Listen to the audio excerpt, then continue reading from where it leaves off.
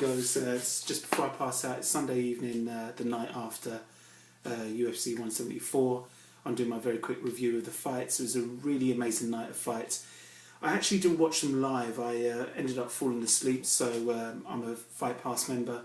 I used my Fight Pass and bought the fight that way, and it was an interesting experience. When I first bought it, I got it in Spanish for some reason, so I had to contact the UFC, and they rectified it for me within an hour or so, and it was being broadcast in English. So I was super happy with that. The fights pretty much went the way I predicted. I actually, every single pick that I gave yesterday came to pass, apart from one which I was correct even though the judges were incorrect. I did say that I felt Andrei Arlovski was going to lose, and for the most part, Brendan Schaub controlled that fight. You know, he beat Andrei Arlovski to the punch most of the time. He did a lot, but Brendan seemed to just pick up a lot of facial injuries. He looked like he'd broken his jaw and was cut, was bleeding all over the place. And, you know, the commentators, even the post-fight Fox people on the Fox post-fight show, they were all saying they couldn't figure out where the injuries had come from, because we didn't see but five significant strikes, if that, from Andrei Arlovski, like significant type of power strikes from Andrei Arlovski, whereas Brendan was the one delivering, beating him to the punch, kicking him, everything. It was just a really good job by Brendan. But the judges decided to give it to Andrei. As much as I like Andrei Arlovski, I still stand by my belief that I think he's past his prime. I think him and Greg Jackson are going to have a lot of hard work to do, because things are only going to get worse. Andrei Arlovski used to rule the UFC heavyweight division back when, you know, heavyweights were in a reasonable size, like in the 220s, 230s, max 240s. Now we have a scenario where we have quite a few heavyweights, or we had a scenario, I should say, because now it's come back down a bit, but we did have a scenario where heavyweights were getting up there. They were like, you know, 265. We still have people like Overeem and Bigfoot. And if Andre was to go get in the ring with Overeem or Bigfoot, I can't see him beating any one of those two guys. You know, he just doesn't seem to have the power, just doesn't seem to have it. You know, as I said, I watched, what's his face, Anthony Rumble Johnson, who's a light heavyweight, one time fought at welterweight, 170. I watched him beat up Andrei Arlovski. So, you know, it just doesn't fill me with confidence that that guy is ready for UFC, but only time will tell. He's got a great camp, Greg Jackson and Winklejohn behind him, so let's see what happens. Who else? Ryan Bader. I was right. Ryan Bader got in there. My gosh, I expected it to be a tight fight, but I somehow just gave the edge to Ryan Bader. But no, Ryan Bader got in there and beat the living daylights out of Cavalcanti. He was whacking him with knees, controlling him, like got him in body locks. He was just ragdolling the guy, just beating him like mercilessly. There were some knees that he landed to the side of this guy's ribs that we could hear the sound. And I tell you what, if Cavalcanti did not break a rib, then that man must be made out of iron, because it was a really, really tough fight. Anyway, he won that fight. All three rounds went to Ryan Bader, quite rightly so, by every single judge. There were no complaints there. I'd like to see where Ryan Bader goes from here, because even though he won the fight, I still, you know, whenever people are starting to come up the rankings, just like the video I did earlier on OSP, Ovi St. Preux, I always think, right, it's cool that you're coming up the rankings, I love seeing your skills, but if you ever got to the stage of challenging for the title, are you able to do that? And the truth is that I still think that Ryan Bader's lacking in some areas, definitely lacking with leg kicks and things like that. So I'd love to see him improve in that area before he ever started to make a real run for the title. But he's definitely doing the right thing. Power MMA, his new gym, and his boxing coach really, really stood him in good stead for this fight. So he beat Cavalcanti. Then who else fought last night? We've done Arlovski, we've done Ryan Bader. Oh yeah, Tyron Woodley and Rory McDonald. Once again, I picked it. I did say Rory McDonald was going to beat him, and he did.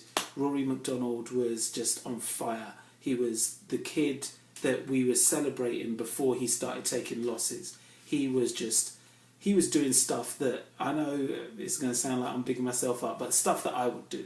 You know, he was switching his levels. I don't wrestle, but he does switch levels with punching, up, down, feints and everything. It was amazing. So he really had Tyron Woodley on the back foot. And Tyron Woodley, it's like I tell all my big muscular friends who are far bigger than I am, they've got the muscles out to the sky, and they're always saying, you know what, I think I can take you. And I'm like, yeah, you might think that, and you very may well have a puncher's chance, but I guarantee you, we go past the 60-second part of the round, and I'm pretty sure most of you will start to gas. And that's exactly what I saw here. You have Rory McDonald, who's got a great gas tank, more well-rounded, far more technical with both boxing, his kickboxing, his wrestling, everything, his jiu-jitsu. And then you've got a guy who looks super explosive in Tyron Woodley, great muscles, all that good stuff. But that stuff is just for show. It doesn't always equate to you being a great fighter. I can speak from my own personal experience. I have trained, I have sparred with people who look far more imposing than I do. And, you know, I don't scare anybody. I don't think I've got a scary face. I don't think I'm a very big guy. But, you know, I have sparred people who seem to scare most people. And at the end of that sparring session, I'm hardly breathing heavy and they're all over the place. And I'm the asthmatic. So go figure. You know what I mean? So it's really important to, if you're a fighter, that you take a look at your gas tank and work on your skills, because muscles are really impressive to the girls. They're really impressive, you know, to people who don't really know much about fighting, but muscles do not always equate to you being able to actually execute the moves that matter, you know. Anyway, Rory McDonald shut him out totally. He got him in a crucifix at one point, well, a partial crucifix, I should say, and he was just smashing this guy to the head. Crucifix, for those of you who don't know, is just where, you know, one hand has been trapped by a foot or an arm, and the other hand trapped by another foot or arm, and then Rory McDonald was just teeing off in his face at will. It was it was fun to see. Great fight. I like Tyron Woodley. I really hope he comes back. I love his backstory, love his family, but as a fighter, he is good, but he just needs to work on some stuff and then take another run for the title. Rory McDonald is right up there, right after the, I believe it's the Matt Brown, Robbie Lawler fight. Then I think Rory McDonald's probably going to fight either the winner of that or, you know, fight for the title like within a fight or two max. So Rory McDonald's on his way. And then finally, Demetrius Johnson did exactly what I expected. I mean, it was an absolute clinic. The guy was amazing. He imposed his will on Bagatinov. His speed was amazing. His foot, oh my gosh. I literally watched that fight 3 times. It's Sunday night, it's almost midnight, and I've got to wake up super early tomorrow morning.